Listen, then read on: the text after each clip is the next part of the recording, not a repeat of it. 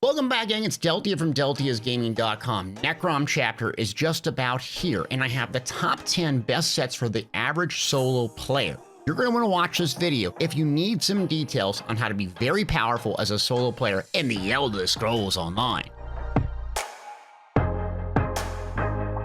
This top 10 list will comprise a bunch of different gear coming in a variety of sources. I'm going to try to keep this list many base game sets as possible, not requiring mythics, trials gear, and monster helms, but I will give you a list of some really sweaty gear in case you want that at the end. As a solo player, it's imperative to hit the sweet spot between resource sustain, damage, and healing. With over 500 sets in the Elder Scrolls Online, what do you choose and why? Well, thankfully, you have me for the answer. Let's start with number 10 on our list, and that's Briarheart. Briarheart, this is an overland set requiring the DLC Orsinium. It comes in jewelry, weapons, and medium armor. The location is Hrothgar. And why this set is useful is because stamina builds typically lack a lot of healing, especially early in the game, and this set aims to solve that problem, giving you a 10-second window of increased weapon and spell damage along with healing when you critically strike. This is a proc set, so what you can do is run 3 pieces on your body, and then run the weapon or weapons, and then use another 2-piece set on your back, like something from Maelstrom Arena like the bow or the greatsword, and another item of your choice. Where this set lacks is essentially that it doesn't provide as much damage as later game sets, but with a 10-second uptime and you get a lot of healing from it and weapon and spell damage, it's one of the better sets in the game, especially if you're playing stamina. You can run this on a magic build actually, but the downside is the 3-piece comes with stamina, so it's not optimal. But if you want something with a little bit of healing,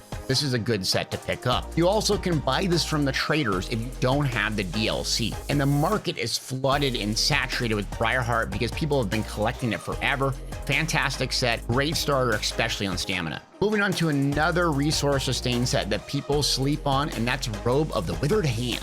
Robe of the Withered Hand is another overland set, but this one comes in base game. It comes in jewelry, weapons, and light armor, and the location is Alakir Desert. Magic builds are a lot simpler and easy to use for the solo player in the Elder Scrolls Online, especially at the beginning, because almost all of them have some type of passive healing or shielding while doing damage, allowing you to survive a lot easier when you start out or later on at endgame. What they usually struggle with is resource sustain. In this set, Robe of the Hand is a perfect solution. You get back your primary resource, Magicka, along with health when killing enemies in a 28-meter radius. In PV, you're constantly flooded with small minions that can be killed to feed your survivability and resource sustain. The downside of this set is it's a 3-second downtime, which hurts when you're killing 3 to 5 mobs at a time. Moreover, there's a trial set, Perfected False Gods, that's just simply better, but that does require trials to get. And the core strength of this set is it's incredibly easy. It's base game in Alakir Desert. If you don't know, there's usually always a dolmen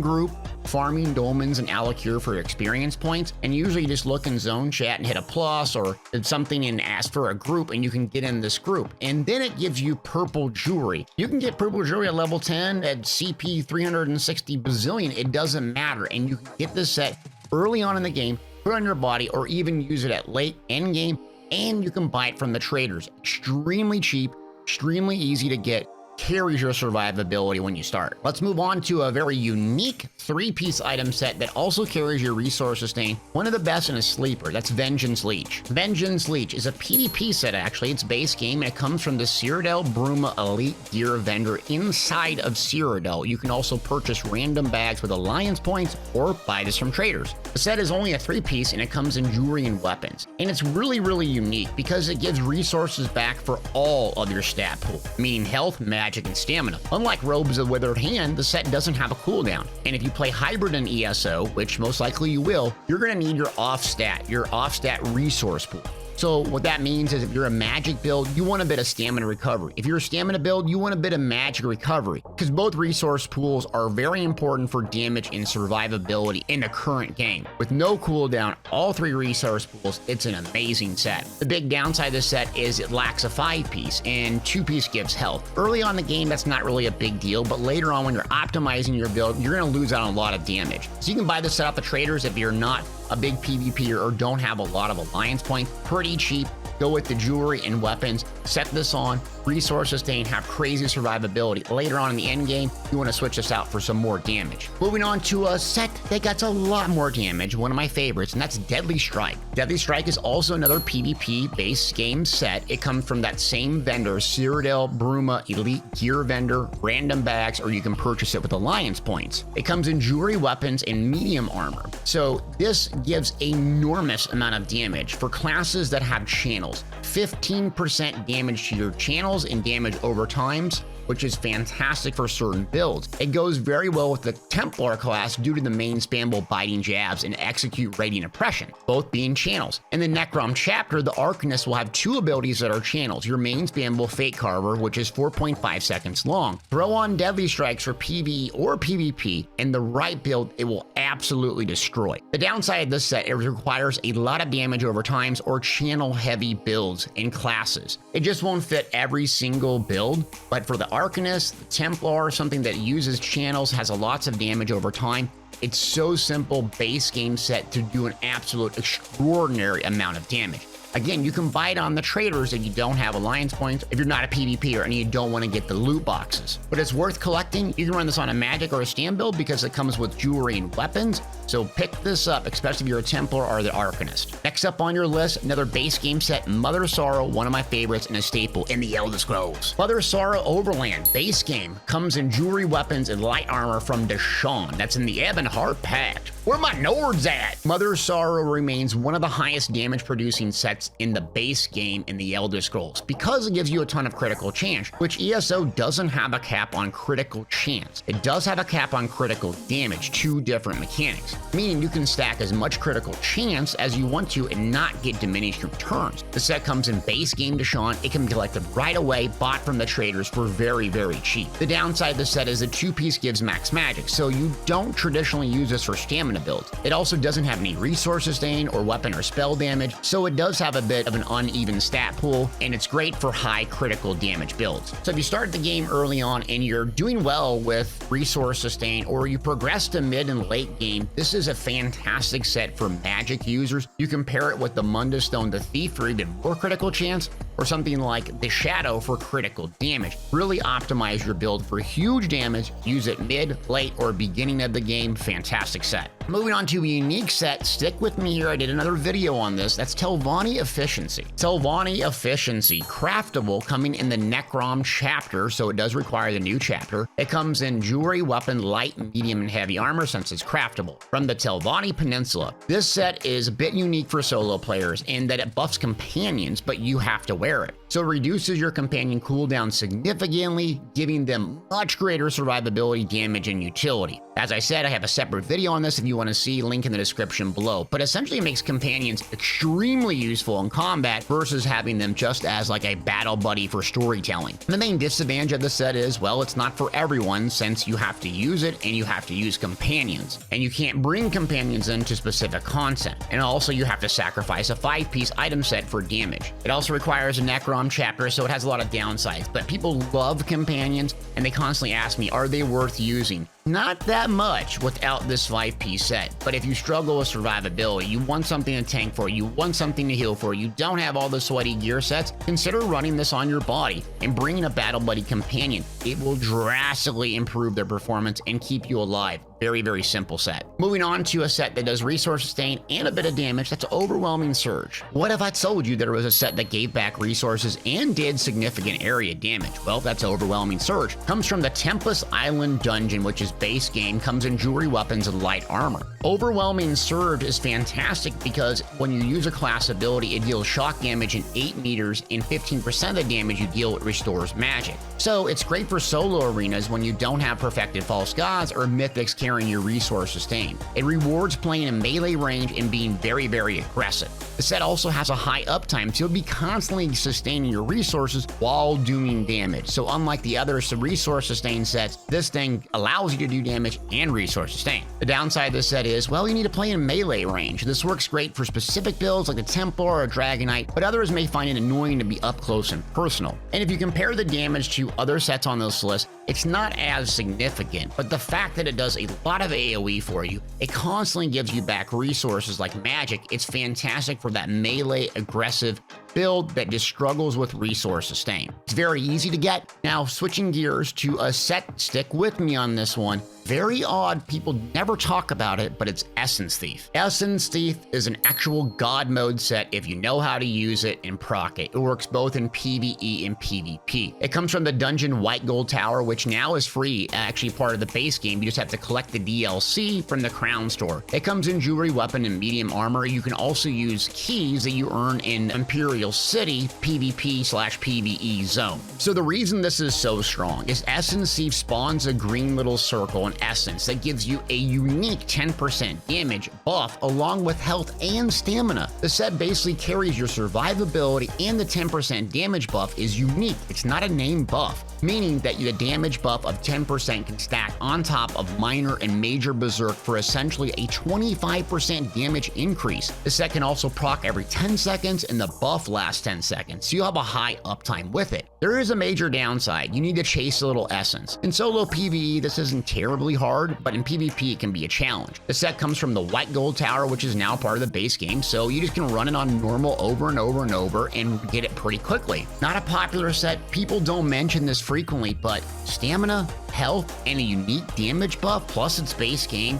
Consider getting this set and experiment with it, see if it's right for you. It has everything for that stamina-based user out there. Moving on to one of the most damage-producing sets in the entire game right now, and it works great in solo PvE, that's Pillars of Nirn. Pillars of Nirn comes from the dungeon Falk Wreathhold. It does require a DLC, Horns of the Reach. Comes in jewelry, weapons, and medium armor. This set is for those looking for huge damage that have really good resource sustain and survivability currently. It's a meta DPS set. In the Necrom Chapter, it's not really getting replaced. It's going to be around for months and months and months, if not years. This set procs off of any damage, leaving a fissure small to the eye and doing instant damage and damage over time. It's so powerful that most endgame players use it in trials and hardcore PvE, both as magic and stamina. While it comes in medium armor, even light armors can use it because you just put it on your jewelry and weapons and then one piece on your body if you're running a mythic. You can throw on a mythic and monster helm and you'll be an absolute